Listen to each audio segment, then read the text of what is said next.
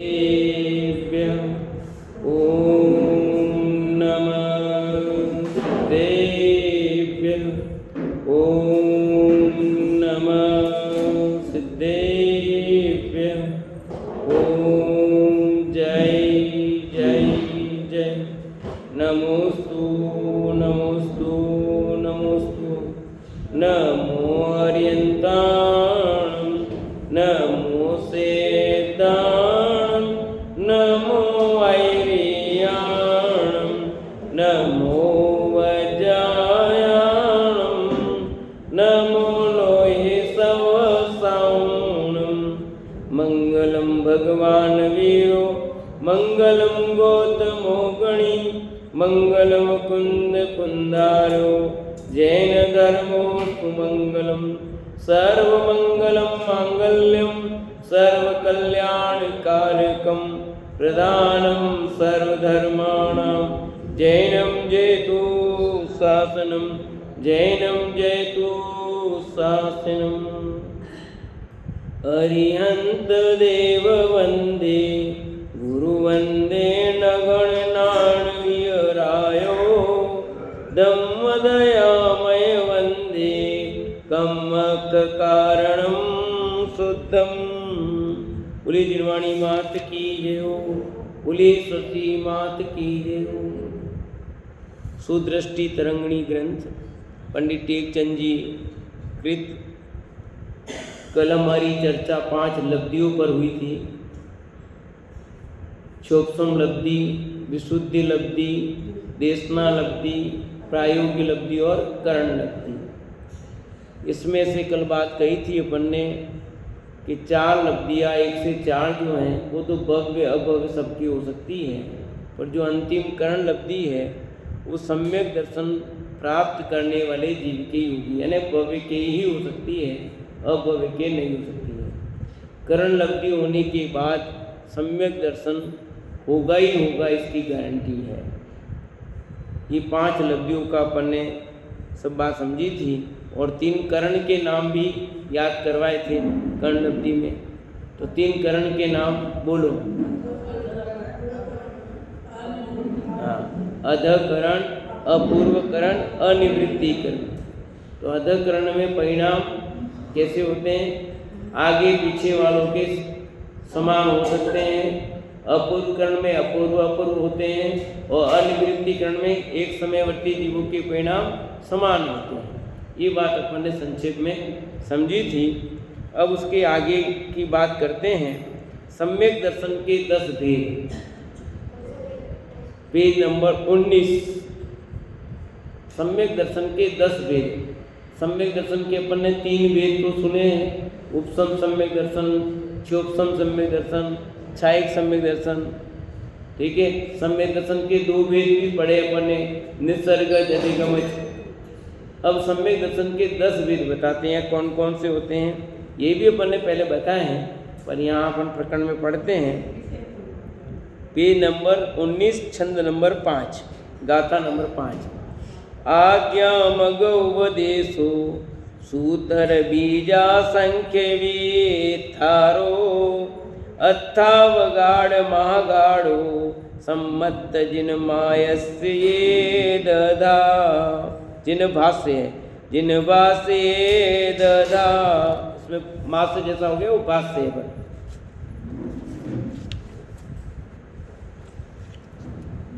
आज्ञा व मार्ग उपदेश सूत्र संक्षेप विस्तर बीजवा जिन कथित संकित अर्थवा अवगाढ़ परमावगाढ़वा।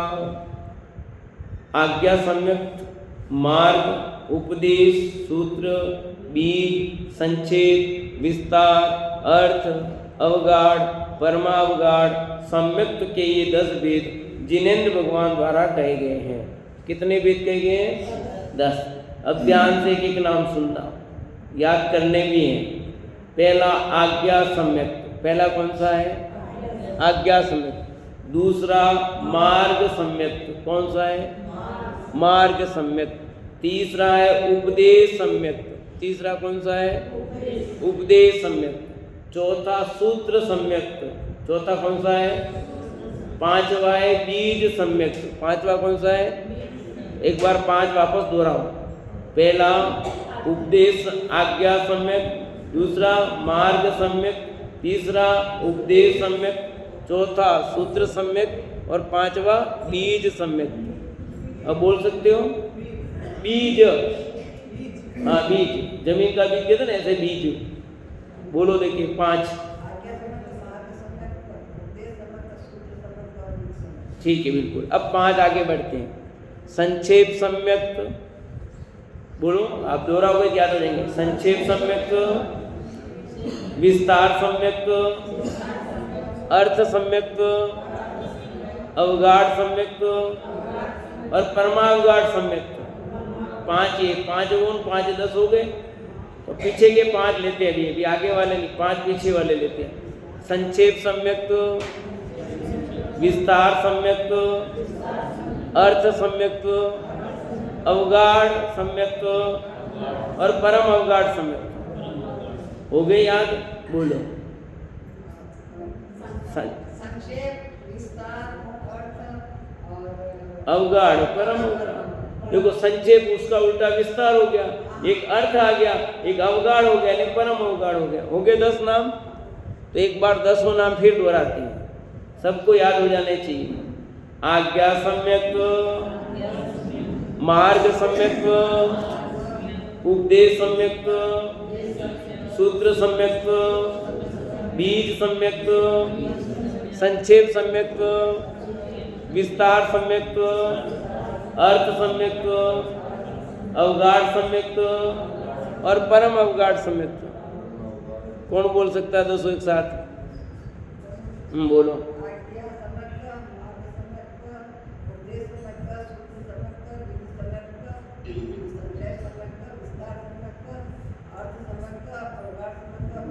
बिल्कुल ठीक, बोलो।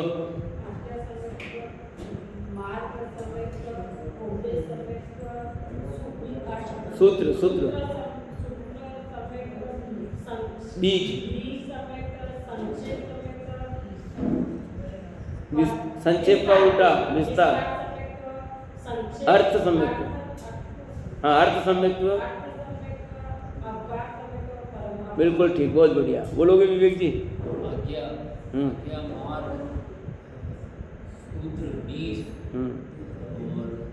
एक उपदेश रह गया अभी। आज्ञा, मार्ग, उपदेश, सूत्र, बीज और संक्षेप और विस्तार, अर्थ, परम अवगाढ़ और अवगाढ़। ठीक, कोई बात नहीं, आगे जो अवगाढ़ परम अवगाढ़, ये 10 समझते हैं। अब इसका क्या क्या मतलब है एक एक का, वो अपन समझते हैं। देखो, और धीरे धीरे अभ्यास करेंगे सब याद हो जाएंगे। अब अपन अर्थ समझेंगे तो और पक्का हो जाएगा। पहला आज्ञा सम्यक का क्या मतलब है? जिसमें उपदेश के बिना जिन आज्ञा का दृढ़ श्रद्धान होता है वह आज्ञा सम्यक है। बोले सरल परिणामी जी अपने अल्प ज्ञान से ही ऐसा श्रद्धान करते हैं कि हम तो अल्प ज्ञानी हैं, विशेष तत्व ज्ञान करने की शक्ति नहीं है, परंतु जिन देव ने कहा है कि वह प्रमाण स्वीकार है, इस प्रकार का दृढ़ श्रद्धान करते हुए कुदेव को गुरु आदि की सेवा नहीं करना, वंदनादि नहीं करना आज्ञा सम्यक है। क्या आज्ञा सम्यक? कि जिनेंद्र भगवान का जो उपदेश है, जिनेंद्र भगवान का जो उपदेश है उसमें किसी प्रकार की शंका नहीं करना। जिन आज्ञा पर दृढ़ श्रद्धा, जिनेंद्र भगवान ने कहा है वो प्रमाणिक है, सच्चा है, गड़बड़ नहीं है। भले हम पढ़े नहीं है, कम पढ़े लिखे, पर उन्होंने कहा इसका मतलब बात। कई बार होता ना, कोई चीज उसको सही करने नहीं आती है, पर ये गलत है तो पता लगता ना। जैसे किसने ड्राइंग चित्र बनाया तो उसको अच्छा है या खराब है तो अपन समझते हैं कि तुम बना दो भी खराब है। हम बना तो नहीं सकते हैं पर उसको समझ तो सकते हैं ना। जैसे मान लो मिठाई बनाई, आपको बनाई, पर मिठाई कैसी बनी है वो तो आप बता सकते हो, नहीं बता सकते हो कि नहीं ये मिठाई तो बढ़िया ही है, अच्छी है, इसमें कोई नहीं कि बना दो फिर तुम, तो बनाने भले नहीं आती हो पर हमारा पक्का विश्वास है कि अच्छी है। ऐसे जिनेंद्र भगवान द्वारा कही गई बात पर पक्का विश्वास होना, उसमें बट सट कुछ नहीं, बट नहीं, कट नहीं, फट नहीं, कुछ नहीं, ये है तो पक्का है, इसमें कोई शंका नहीं। जो जो देखी वीतरागने सो सो होसी वीराने। जिनेंद्र भगवान ने जो जाना है उसमें कोई शंका नहीं, उन्होंने बताया उसमें कोई शंका नहीं, हमें तो उस पर पक्का उसकी आज्ञा को स्वीकार करते हैं। ये बात आप ये रहोगे। हाँ। आणि मध्ये प्रश्न जारी ये जिस लोग जो देखी वितरागने कि कहाँ से आई कि कहाँ लिखित है ही नहीं है किसी जगह। ये को मतलब तो उठाया नहीं मतलब जवाब सर्वज्ञ का अर्थ समझ में आया, सब लिखा हुआ। सर्वज्ञ किसे कहते हैं, लिखा भी नहीं लिखा है, और ये लाइन लिखी कवि ने लिखी तो मन तो थोड़ी लिखी, सर्वज्ञ का स्वरूप बताया भाई। और जैन अजैन में भी ये बात है, तो अजैनों में लिखी, जैनों में लिखी, सब में है। सर्वज्ञ का स्वरूप समझ में आना चाहिए तो ही समझ में आएगा। जीन आज्ञा लिखा ना, इसलिए भोले सरल परिणामी जीव अपने अल्प ज्ञान से ऐसा श्रद्धान करते हैं कि हम तो अल्प ज्ञानी हैं, विशेष तत्व ज्ञान करने की शक्ति नहीं है, परंतु जिन देव ने कहा वह प्रमाण है, स्वीकार है। इस प्रकार का दृढ़ श्रद्धान करते हुए कुदेव कुगुरु आदि की सेवा वंदना आदि नहीं करते।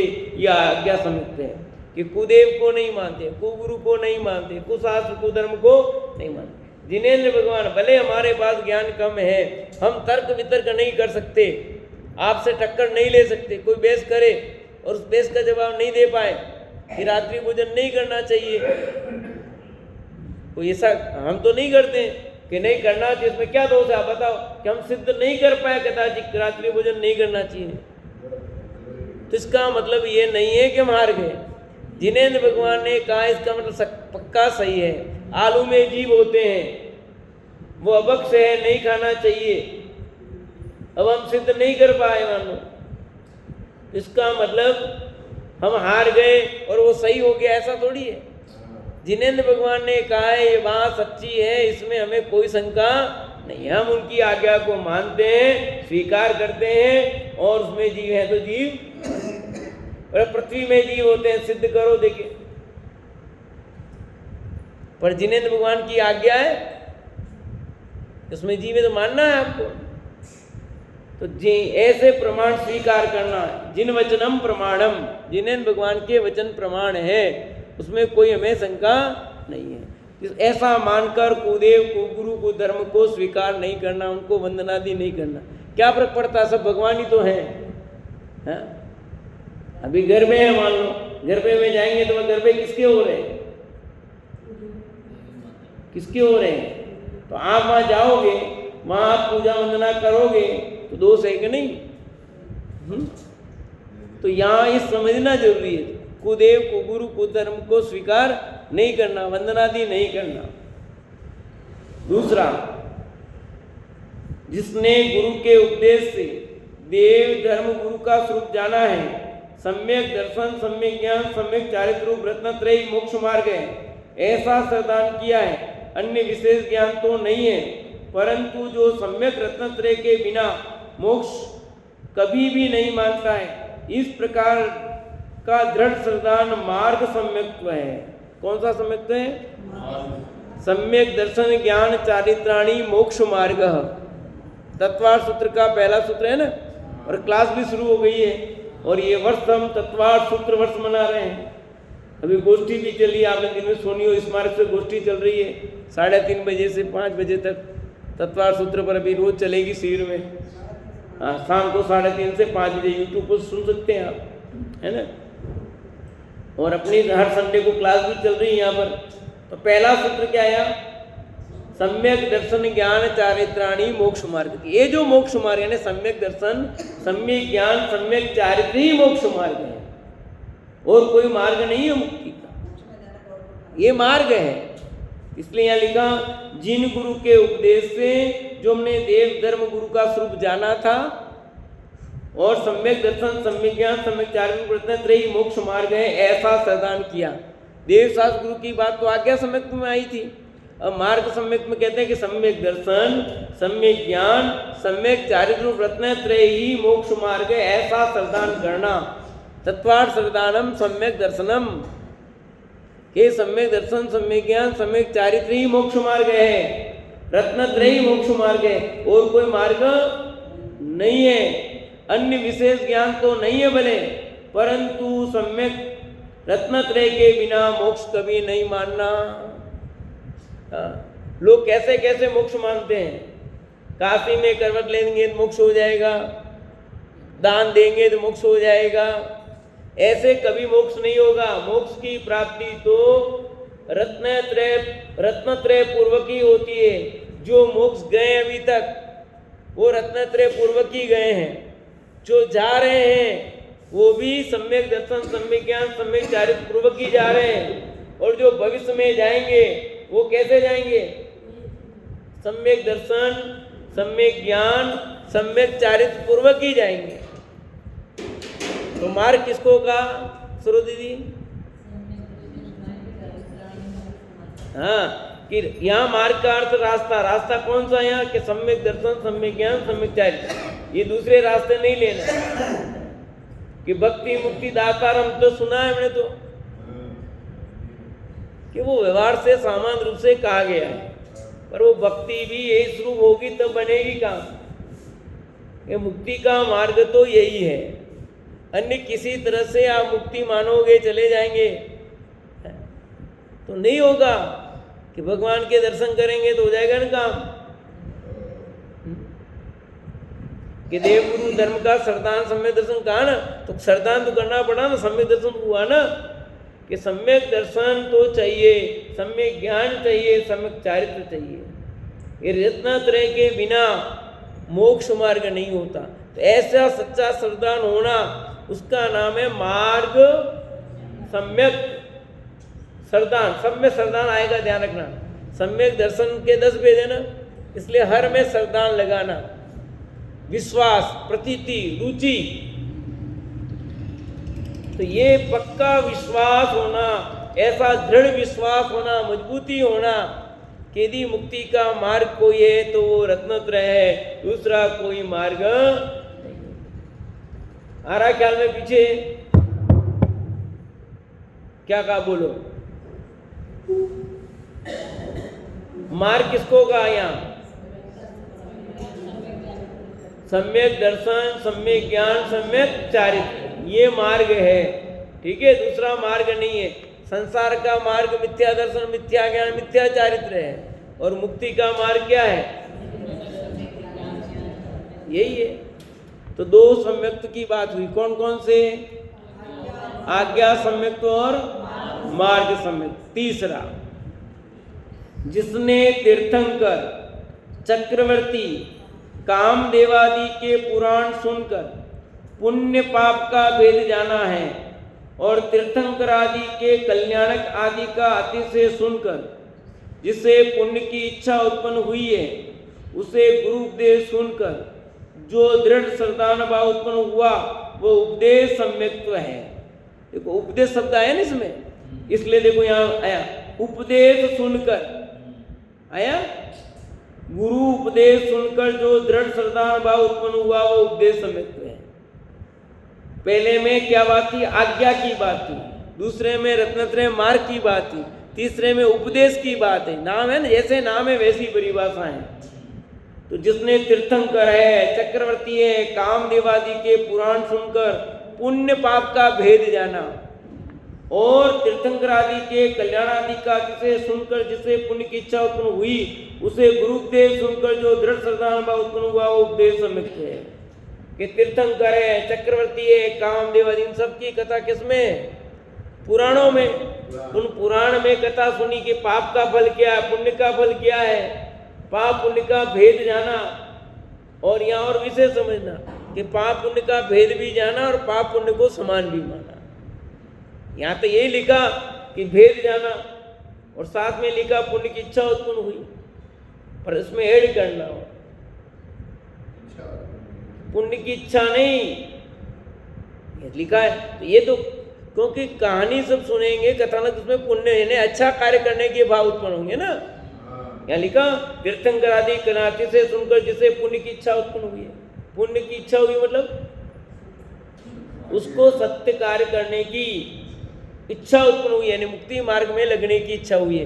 क्योंकि तीर्थंकर आदि की कहानियां पढ़ते हैं तो कौन से मार्ग में लगे? मोक्ष मार्ग में लगे। तो पहले पुण्य में आए, फिर आगे बढ़े, इसलिए ये बात लिखी। उसे गुरु उपदेश सुनकर, गुरु का उपदेश सुना और फिर मुक्ति मार्ग में लगा। तो गुरु उपदेश को सच्चा माना कि इनका ये सच्चा है। गुरु उपदेश सुनकर जो दृढ़ श्रद्धा भाव हुआ, उसको सच्चा विश्वास हुआ कि यही मैं हूँ। पुण्य पाप के भेद जाना और पुण्य पाप को यथा योग्य समान माना। जहाँ भेद रूप है वो भेद भी जानना जरूरी है, और जहाँ समान का वहाँ समान भी जानना है कि पुण्य पाप में अंतर है कि नहीं, कि है तो समान लिखा वो कि वो भी सही है। पाप प्रकृति पाप रूप होती है, पुण्य प्रकृति पुण्य रूप होती है।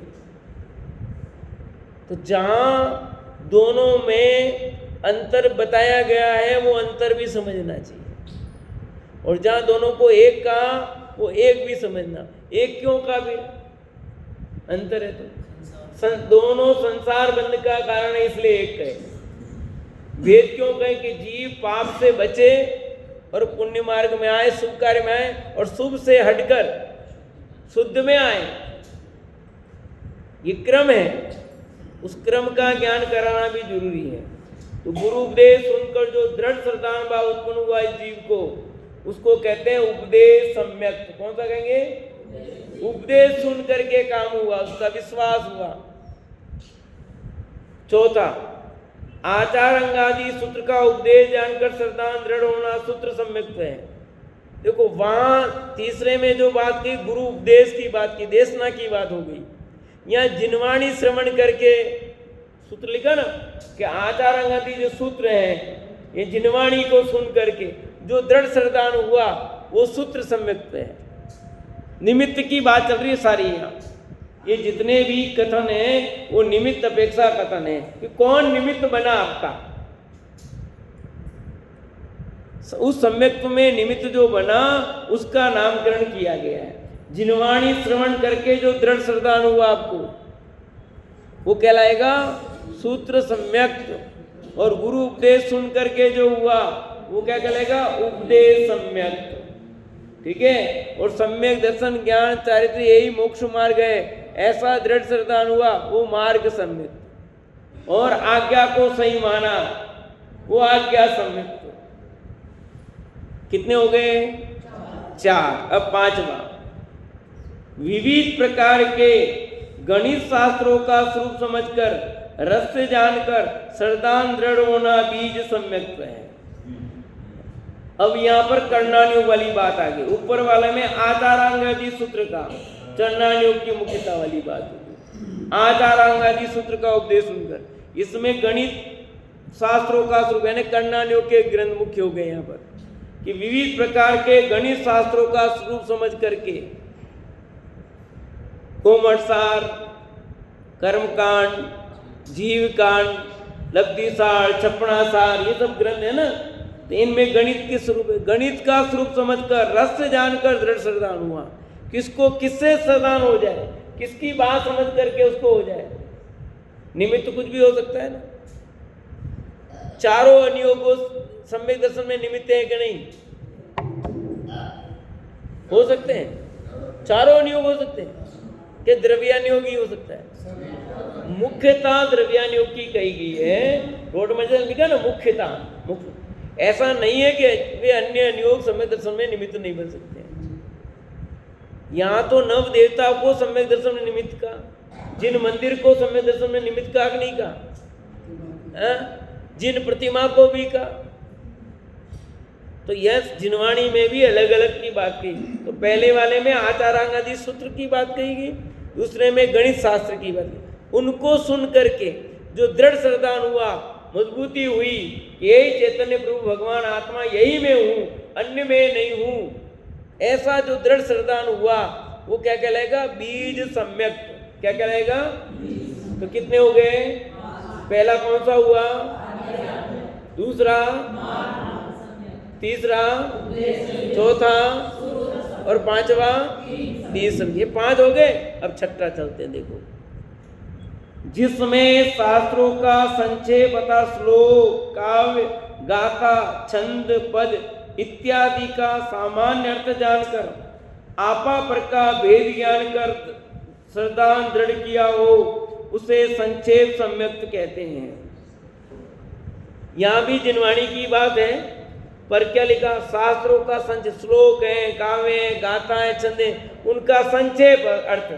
जैसे समय सार है तो समय सार की गाथाओं को हमने बिल्कुल मूल अर्थ लिखा और भावार्थ लिखा ना, जो मैंने निकाली तब, तो उसमें आपने पढ़ करके समय दर्शन हो गया आपको। और एक आचार्य महाराज है जिन्होंने विस्तार से टीका लिखी है, आचार्य अमृतचंद्र देव ने उसकी संस्कृत में इतनी बड़ी टीका लिखा, जयचंद ने लिखी और ने की, गुरुदेव की इतने विस्तार से, उन सब को सुन करके मानो समझो वो विस्तार वाली बात लिखी, अभी संक्षेप में बात दी। तो जिन शास्त्रों का संक्षेप में श्लोक, काव्य, गाथा, छंद, पद इत्यादि को सामान्य अर्थ जानकर आपा प्रकार सावधान हो गया, स्व प्रकार निर्णय हो गया कि ये चैतन्य अद्भुत तत्व है, सो मैं हूं, अन्य में नहीं हूं, ऐसा जो दृढ़ श्रद्धान हो गया, इस निमित्त से वो क्या कहलाएगा? संक्षेप सम्यक। सब निमित्त की बात है कि नहीं? यहाँ पर बोलो कि आपके सम्यक में कौन निमित्त बना, उसकी अपेक्षा कथन भेद की है बस। फिर अनेक प्रकार से द्वादशं का श्रुत सुनकर श्रद्धान दृढ़ करना, विस्तार समझते हैं। अनेक प्रकार के अनेक ग्रंथों को सुना समझा, फिर श्रद्धान हुआ। किसको वो संक्षेप में काम हो गया, किसी को विस्तार से काम हुआ। होता है ना, कोई एक बार में याद करता है, कोई 2 बार में याद करता है, कोई 3 बार में करता है, कोई कितनी बार में करे तब होता है। कुछ लोग होते हैं ये बार बार रिपीट क्यों करते हैं, ऐसा लगता है किसी को। किसी को कहते हैं यार बार बार समझाए तो समझ में होता है, अच्छा लगता है। और किसी को लगता है एक बार को बार बार बोलते हैं तो अच्छा नहीं लगता है। कुछ लोगों को बहुत अच्छा लगता है, होता कि नहीं होता है। तो जो संक्षेप रुचि वाले होते हैं उनको विस्तार करते हैं तो अच्छा लगता है, और जो विस्तार बुद्धि वाले होते हैं उनको विस्तार करें तो अच्छा लगता है। तो सब प्रकार के लोग, अभी एक पर एक घंटा प्रवचन किया जा सकता है। अभी एक सम्यक पर मैं चाहूँ तो एक घंटा बहुत विस्तार से इस पर प्रवचन करके आपको बहुत कर सकते हैं। पर अपने को मूल रहस्य समझना है और उसको समझना है तो विस्तार से आगम अनेक ग्रंथों को पढ़े सुने, फिर उसकी बात मजबूती हुई। वो हरकमल जी साहब थे ना, बाबू जी पीछे, तो आते थे स्वाध्याय में, पूछते थे जब इतनी सी बात है इतनी सब माथा फोड़ी क्यों करते? वो हर बार ऐसा प्रश्न करते थे। आपको ध्यान में जो पहले स्वाध्याय में आते थे उनको, तो वो अक्सर एक ही प्रश्न करते, जब स्व को जानो, पर को जानो और वेद विज्ञान कर लो कि यही मैं हूं, अन्य मैं नहीं, इतने से काम हो रहा था, सब इतनी माथा फोड़ी क्यों? प्रतीक स्वमा बस आटलो, बस जब इतना ही है तो इतनी सब रामायण क्यों गाते हैं? इसलिए गानी पड़ती है कि हमारे उतने से भी काम नहीं हो रहा है। जिसको काम हो जाए एक बार में तो बात समझाने की जरूरत है। वो मैंने उदाहरण दिया था ना आपको कि वो गांव का व्यक्ति पंडित के पास गया, उसने मुक्ति का मार्ग क्या उसने बताया, सीधा सीधा बता दिया, वो ये थे कुछ नहीं समझ में आया। और फिर दूसरे के पास गया वो, उसने कहा एक दिन आपको सब 1 साल तक आप सफाई करो, पूरी गाय पशुओं की सफाई करो। दूसरे साल का कि तुम इनकी सेवा करो, तीसरे का गुरु की सेवा करो। फिर समझाया ना, वही श्लोक बोला, वही समझाया। तो कुछ अलग अलग प्रकार के लोग होते हैं ना, यानी ये समझो कि देखो सामान्य लोग जो होते हैं गरीब एकदम, उसके 1 रुपये की गोली से बुखार उतर जाता है। वो बुखार हो ना, उसको 1 रुपये की गोली लेगा ना, बुखार उतर जाएगा। पर जो वो पैसे वाले हो उनको वो 1 रुपये की गोली दो बुखार नहीं उतरेगा। वो जाएंगे डॉक्टर के पास, फिर वो सामान नहीं, 500-400 रुपये की, 1000 रुपये की जो फीस लेगा, ऐसे डॉक्टर के पास जाएंगे, फिर वो सीधा 1 रुपये की गोली तो भी नहीं, वो 2-4 जांच लिखेगा, सब जांच कराएंगे, फिर वो उनको गोली वही लिखेगा, फिर एक गोली के साथ 2-3 गोली लिखेगा, और फिर वो लेंगे तब जाके उनका बुखार। बाकी वही पैरासीटामोल है जो उसने ली थी, तुमको वही दिए, उसको एक जेनेरिक दवाई दी है और तुमको वही गोली दूसरी कंपनी की महंगी वाली दे दी है और कुछ नहीं किया है। पर सामान्य व्यक्ति और बड़े व्यक्ति का अंतर है, इसलिए उसको पूरी जांच वाँच करनी पड़ती है। तो कौन कैसा है? तो जो संक्षेप वाले हैं उनके संक्षेप में कहा गया। जो विस्तार वाले हैं, अनेक ग्रंथों को बड़ा अध्ययन किया फिर सम्यक्त हुआ, वो क्या कहलाएंगे? विस्तार सम्यक्त। कितने हो गए? 7। अब 8वां, किसी को गुरु व शास्त्र का उपदेश सुने बिना ही अचानक कोई उल्कापात इत्यादि दृष्टांत देखकर संसार की दशा को नश्वर जान उदासीन होकर दृढ़ श्रद्धाओं व अर्थ सम्यक्त है। कि कोई ऐसी घटना घटी और उस घटना को देखकर उसे हो गया कि संसार से उदासीनता हुई और तत्व का स्वरूप समझ में आ गया, श्रद्धान हो गया, तो वो कहलाएगा अर्थ सम्यक्त। अर्थ माने पदार्थ, अर्थ माने क्या है ना? पदार्थ। तो किसी गुरु शास्त्र का उपदेश सुना नहीं उसने, वो नहीं सुना, पर अचानक कोई घटना घटी, उल्कापात हो गया और कोई घटना घटी और उस घटना को देखकर उसे बात समझ में आई। देखो, वैराग्य होना वो अलग बात है। जैसे सफेद बाल देखकर वैराग्य हुआ तो वो तो ऑलरेडी सम्यक दृष्टि थे। सफेद बाल देख करके वैराग्य हुआ, दीक्षा ली किसने? उल्कापात गिरा और उनको वैराग्य दीक्षा ली, तो वो तो ऑलरेडी सम्यक भी थे। यहाँ सम्यक की बात चल रही है, यहाँ वैराग्य की बात नहीं है, ध्यान रखना, दोनों में अंतर। तो यहाँ ही कह रहे हैं कि उल्कापात यानी ऐसी कोई घटना घटी और उस घटना को देखकर वो लगा कि संसार असार है। जैसे वो मुनिराज थे, कौन? कानी पत्नी जिनकी थी पुष्पडाल, है ना, मुनिराज पुष्पडाल। अब उनको मोह था और गए, फिर उनका इनकी इतनी पत्नियां हैं तो मोहित नहीं और मैं कानी स्त्री में मोहित हो रहा हूं, तो वो बात उनके निमित्त बन गई ना। तो ऐसी कोई घटना दृश्य देख करके उनको, तो पहले मिथ्या दृष्टि थे पुष्पडाल, सम्यक दृष्टि नहीं हुए थे, पर वो घटना हुई, उनको बताया और उनकी समझ में आई बात और सम्यक विश्वास हो गया। अर्थ वो क्या कहलाएगा? अर्थ सम्यक।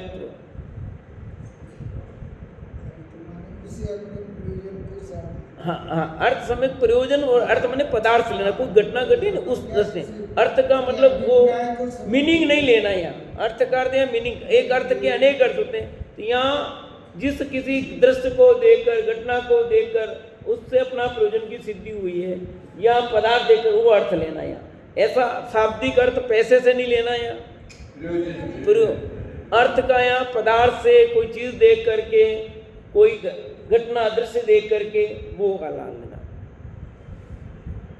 9वां है, अंग पुरु को सुनने के निमित्त द्वारा जो दृढ़ श्रद्धा होता है वह अवगाढ़ सम्यक्त हो रहा है। अब ज्ञान तो था आपका ना, 11 अंग 9 पुरु का ज्ञान है, 11 अंग और तो भी मिथ्या दृष्टि हो सकता है।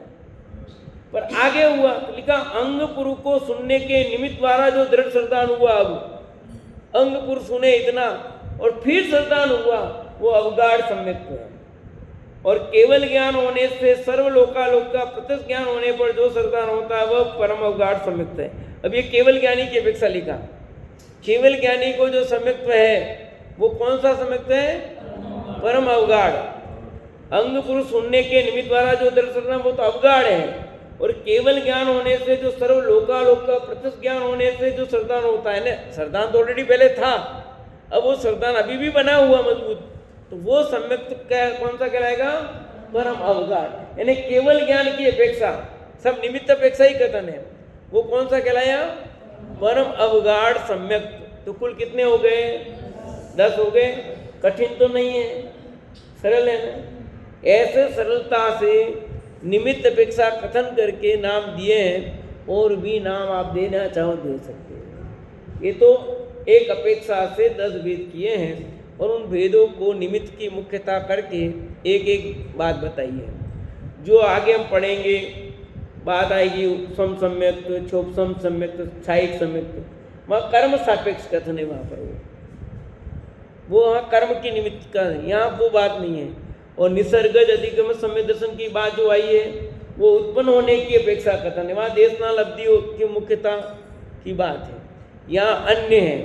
तो उत्पन्न वहाँ पर अलग चीज है, वहाँ देशनाल अवधि की मुख्यता, यहाँ देशनाल अवधि की मुख्यता नहीं। सब में पर एक आया, पर वो दो भेद के निसर्गज तो वर्तमान में उपदेश निमित्त बना या नहीं बना वो उसको लिया खाली यहाँ, पर यहाँ अलग अलग लिया।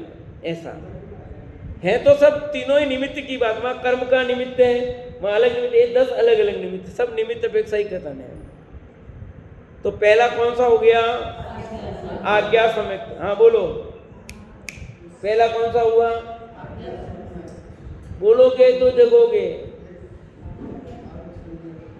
बोलो बोलो। पहला आज्ञा सम्यक, दूसरा मार्ग सम्यक, तीसरा चौथा सूत्र सम्यक, पांचवा बीज, छठा संक्षेप, सातवां, आठवां, नौवां और 10वां। ये 10 सम्यक्त हैं। इन सम्यक्तों का स्वरूप का चिंतन कर सकते हैं कि किससे क्या फायदा है ये पढ़ने से, कि देखो उपयोग को स्थिर तो करना पड़ेगा ना, हमारे परिणाम विचलित होते रहते हैं। तो हम बैठे हैं तो क्या विचार करें? जैसे आज आप पढ़ के जा रहे हो, अब रात को नींद नहीं आ रही है,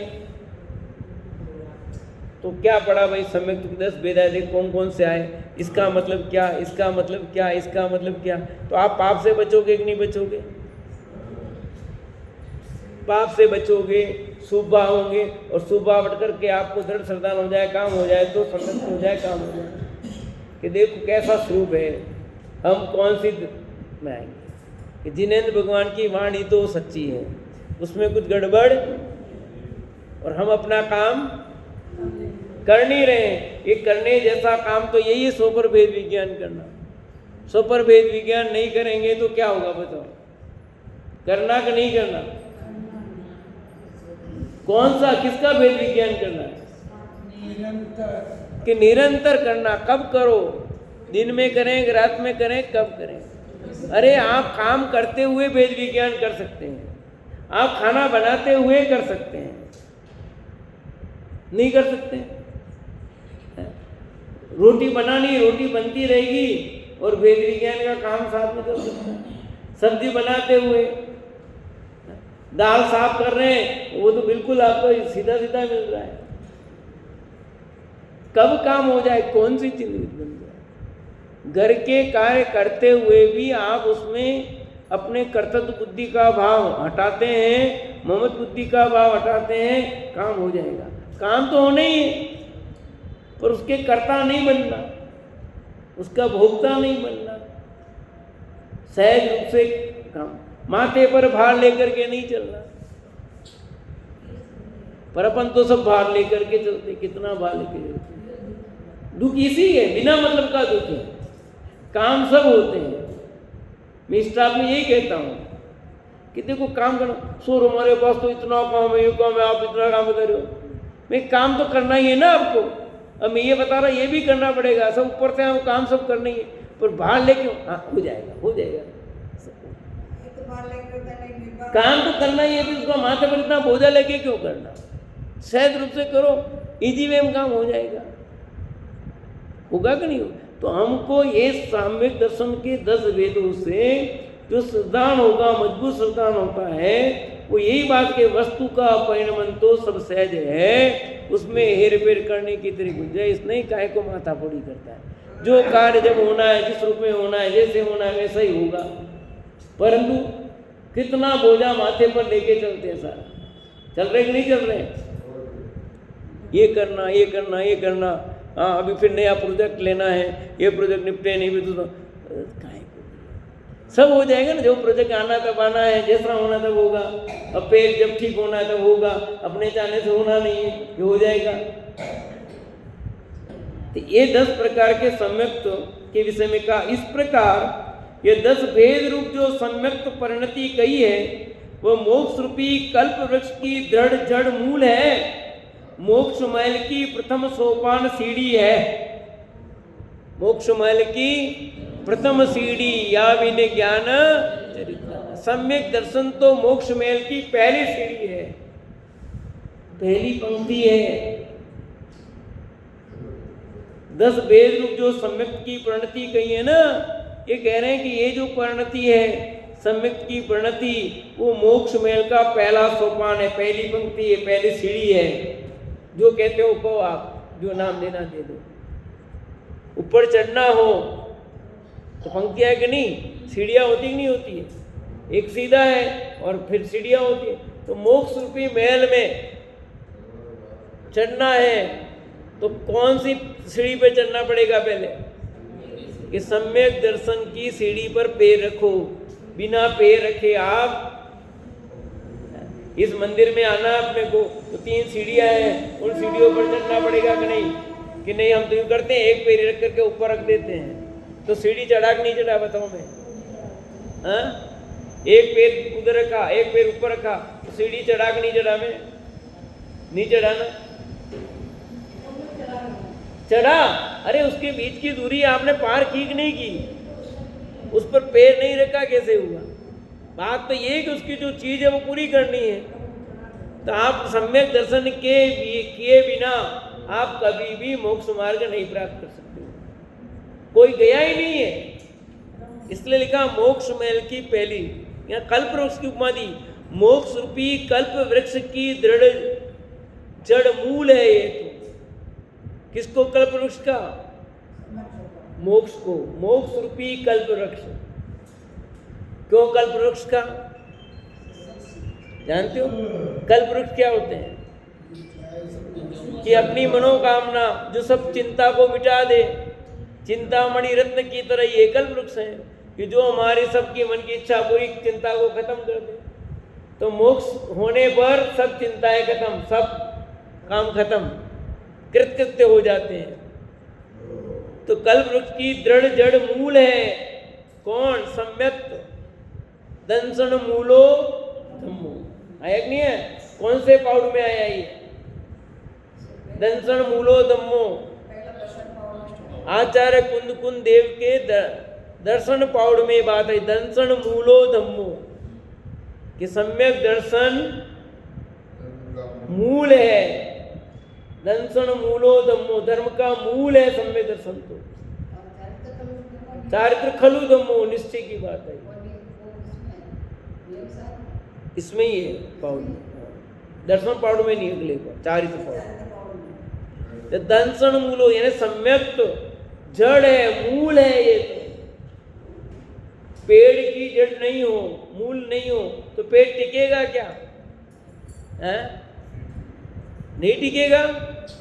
अंदर से जड़ सूख जाए तो क्या होगा सरोज दीदी? और ऊपर से काटो आप तो क्या होगा? वापस बढ़ जाएगा। पर जड़ ही टूट जाए, खत्म हो जाए तो कई बार करते हैं ना, एक यहाँ से हटा करके दूसरी जगह पौधा लगाते हैं तो उसमें जड़ खींचते नहीं हो। वो मिर्ची का रोग होता है तो मिर्ची को खींचते हैं, फिर दूसरी जगह लगा, तो जिसमें जड़ खत्म हो गई जिस मिर्ची में, तो वो क्या होती है?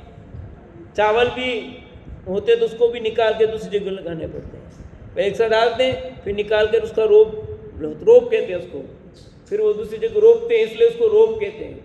वापस किया, चावल रोपे है? हमने तो किए चावल, इधर से खेत लेके निकालते लाते हैं, फिर उस खेत में सब रोपते। पूरा खेत पानी से भरा होता, उसके अंदर फिर लगाने पड़ते थे हम।